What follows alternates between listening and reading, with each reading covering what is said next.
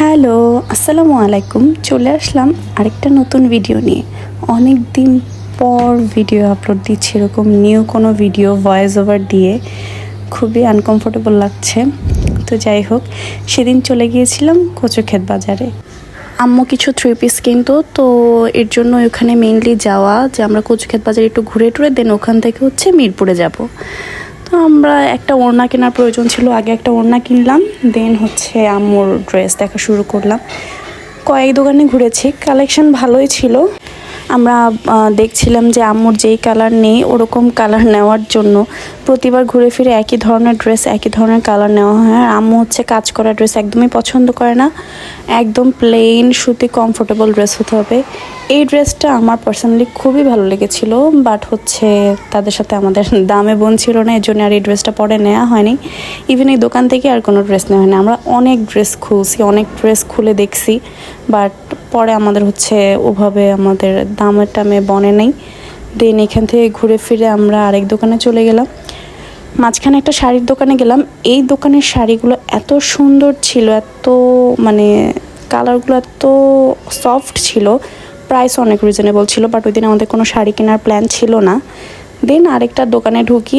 এই দোকানে ফাইনালি আম্মুর জন্য 2টা ড্রেস কেনা হয়। কয়েকটা ড্রেসই ভালো লাগে, দেন আমরা 2টা ড্রেস এখান থেকে কিনি।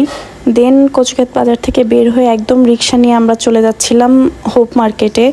হোপ মার্কেট নাকি বন্ধ, তো ওই দিন আমরা খুবই কনফিউজড হয়ে যাচ্ছিলাম যে আদৌ কি খোলা পাবো কি পাবো না।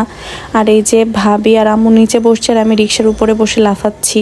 আর ওই দিন ওয়েদারটা এত ভালো ছিল, এখানে মনে হচ্ছে আমার মাথা কেটে ব্যাকগ্রাউন্ডে আকাশ রেখে আমাকে বসায় দেওয়া হয়েছে।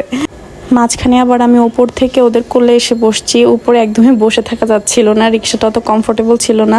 দেন কোলে বসেই পুরো রাস্তা আসছি। এসেই ফার্স্টে জুতার দোকানে ঢুকি, আমার একটা স্যান্ডেল কেনা দরকার ছিল, একটা আমি স্লিপার কিনি। প্রাইস নিয়েছিল অ্যারাউন্ড 250 টাকা। দেন এই যে এখানে আমি আমার একদম মন মতো একটা কমফোর্টেবল জিন্স পেয়েছিলাম। জিন্সটা আমার কাছ থেকে প্রাইস নিয়েছিল 250 টাকা। আমি আবার ওটা একটু নিচ দিয়ে কাটাই নিয়েছিলাম, আমার জন্য অনেক লং হয়ে গিয়েছিল জিন্সটা। তারপর এখানে কিছু স্কার্ট দেখছিলাম, বাসায় পরার জন্য স্কার্ট খুবই কমফোর্টেবল, অনেক আরাম লাগে। বাট আমি খুঁজছিলাম লিলেন ফেব্রিকের মধ্যে, বাট এখানে সুতি ছিল, সুতিগুলোও ভালো, বাট আমার কাছে লিলেনটাই বেশি কমফোর্টেবল লাগে। তারপর সামনে যেয়ে দেখি কোনো দোকানপাট নাই, একদম ফাঁকা শুনশান, খালি মানুষ হাঁটছে। ভিতরে হোপের মার্কেটে যে দোকানগুলো সেগুলো ছিল, বাট রাস্তার পাশে যে ফুটপাতের দোকানগুলো থাকে ওগুলো নাই।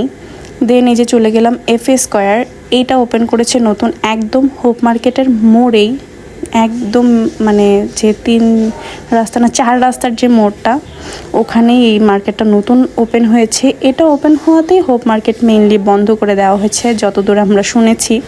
পুরো মার্কেটটা ভালোভাবেই তখন খুলেছে, কিছু কিছু দোকান এখনও বসে নাই, তবে মোটামুটি অনেক ভালো ভালো ব্র্যান্ডের দোকানে ছিল, বাটা ছিল, অ্যাপেক্স ছিল। আমরা এখানে জুতা দেখছিলাম আম্মুর জন্য। এখানে এমনি আমরা চেক আউট করছিলাম ছেলেদের জুতা মেয়েদের জুতা, ভালোই ছিল কালেকশন, নতুন হিসেবে অনেক ভালোই কালেকশন ছিল তাদের। আর ওখানে অনেক অফারও চলছিল, তখন প্রথম ওপেন হয়েছে যেহেতু। আর কোথায় যেন মেলাও হচ্ছিল, আমরা মেলা শুনেই মাইকিং শুনেই গিয়েছিলাম, বাট আমরা মেলার কোনো হদিশ পাই নাই। তারপর ঘুরে ফিরে এখানে আমি আর ভাবি তো একদমই ফেড আপ হয়ে গরমে বিধ্বস্ত হয়ে বসেছিলাম, আম্মু জুতা দেখছিল। তারপর এই যে এখানে বাটাতে দেখছিলাম, বাটার ওখানে অ্যাপেক্সের তুলনায় বাটার কালেকশনই ভালো। তারপর আমরা একটু ঘুরে ঘুরে ব্যাগ দেখছিলাম, আমি আর ভাবি ব্যাগ কিনবো এটা প্ল্যান করেই গিয়েছিলাম, বাট আমাদের মন মতো ব্যাগ আমরা পাই নাই। ব্যাগ ছিল অনেক সুন্দর সুন্দর ব্যাগ ছিল, অনেক কালেকশন ছিল, অনেক ভ্যারাইটিস ছিল, but price range is so high, অনেক বেশি এক্সপেন্সিভ। যেই ব্যাগগুলো অনলাইনে হয়তো আর একটু রিজনেবল প্রাইসে পাওয়া যাবে, বাট ওখানে অনেক এক্সপেন্সিভ ছিল। দেন ওখান থেকে বের হয়ে এই যে ফুটপাথ থেকে আমি একটা শার্টও কিনেছিলাম 200 টাকা দিয়ে। শার্টটা যদিও আমার একটু শর্ট হয়ে গেছিলো। তারপর ওখান থেকে বাসায় চলে আসলাম, ওই দিনের মতো শপিং ডান। আসার পথে আমরা আবার ইসিবি থেকে একটু ফুচকাও খেলাম। সবার ঈদ শপিং কেমন চলছে কমেন্টে প্লিজ জানাবেন। আজকের মতো আল্লাহ হাফেজ।